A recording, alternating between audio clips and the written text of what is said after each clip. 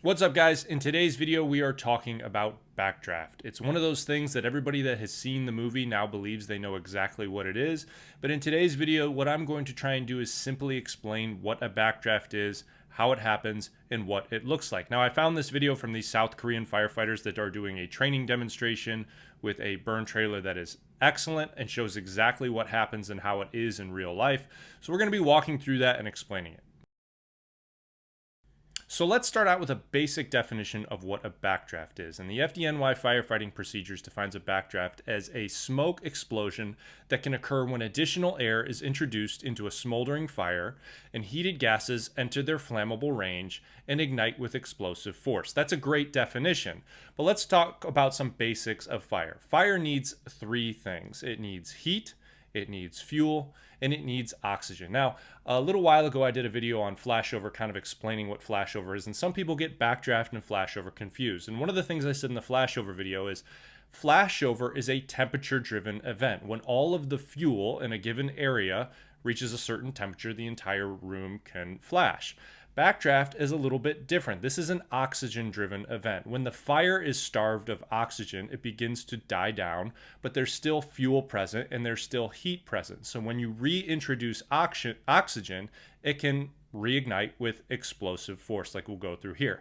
Now, we're going to start watching this video of these Korean firefighters going through this burn trailer and doing this demonstration. I'll stop it at certain points and kind of explain what's going on and build an analogy to a real firefighting scenario.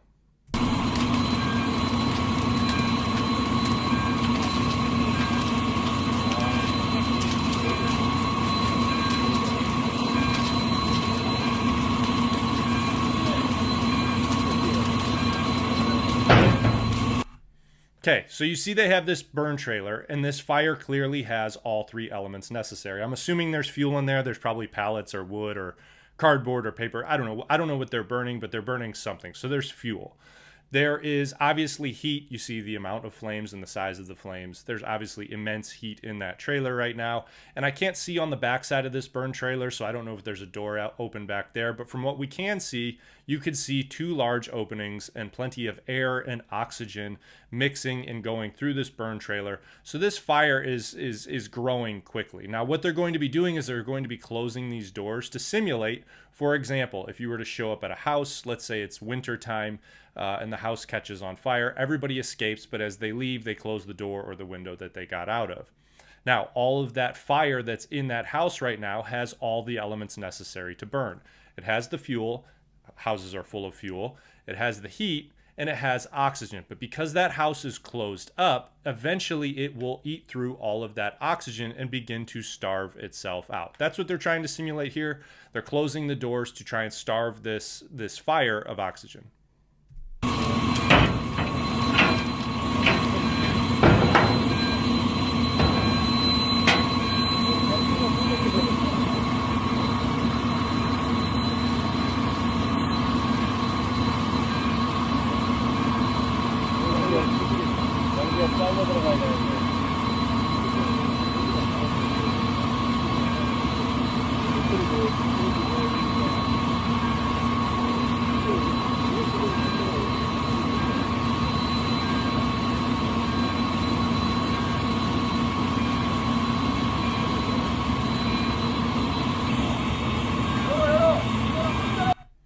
So before they open this up, I want to go over a telltale sign of a backdraft. It's kind of hard to see if you're right up close, if you're right there in it and you've got tunnel vision on focusing on doing a job, but if you stand back from a structure, you'll see certain signs. And one of the telltale signs is people describe it as puffing, almost as though the fire is trying to breathe. Sometimes they'll say that you can see smoke being pulled in at the bottom. See it, you can't really see it in this, but at the bottom of these doors, you would see smoke getting pulled back in.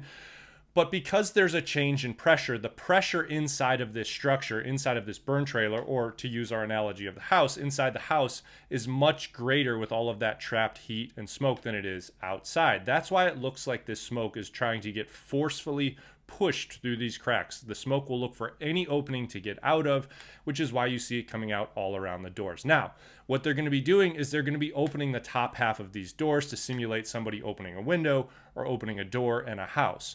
what you're going to see is you're going to see a lot of that smoke come pouring out of the top of the opening. And if you look closely at the bottom of the opening, you'll see some smoke and some air going back in. That's the oxygen going back in and going to be feeding this fire while all of that pressure and all of that smoke is coming out from the top. Now you'll see the effects of this. They show two different angles. I'm going to show both of them. So we'll watch those and then we'll talk about a couple things.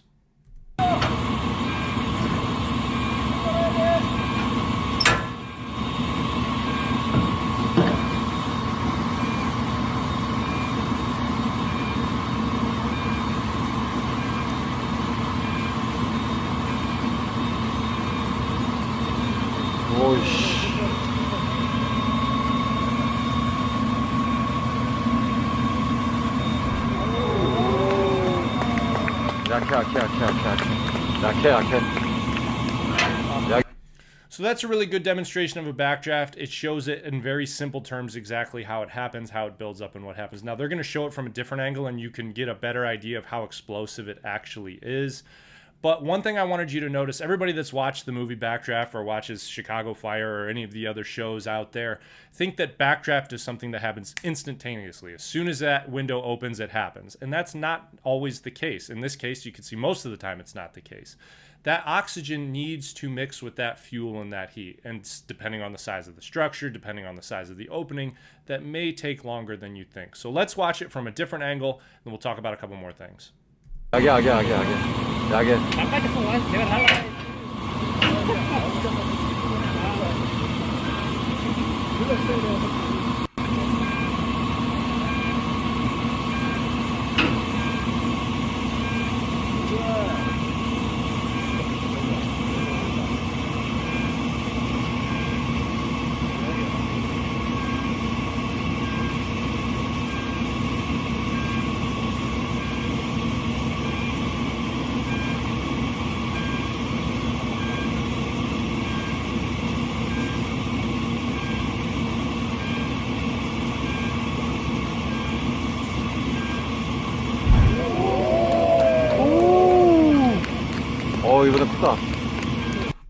Okay, so you can see just from that little demonstration there how violent a backdraft can actually be. Imagine this on a much larger scale instead of maybe just like an 8x10 little trailer. Imagine an entire house, imagine a warehouse. There's tons of videos out there that show the effects of what happens during a backdraft. How do you prevent this? Well, the best way to prevent this is if you see the signs of this to vent vertically. In other words, cut holes in the roof, in the ceiling, allow those superheated gases to escape upwards as opposed to allowing oxygen in. Now, another thing I want to point out about this, and this is kind of a safety thing, is even during this demonstration, you see they have a charged hand line there ready to go. I see way too many videos of firefighters just kind of opening doors or beginning to vent and they don't have a hand line with them, or if they do have a hand line with them, it's not even charged. As soon as you start introducing oxygen into a fire and you're not really sure what's going on, make sure you have a charged hand line with you. It's just a very basic safety thing and it could really save you in a really, really bad situation. So as always, I hope you found this useful and helpful. If you did, give this video a thumbs up, consider subscribing to the channel, and I'll see you guys in the next video.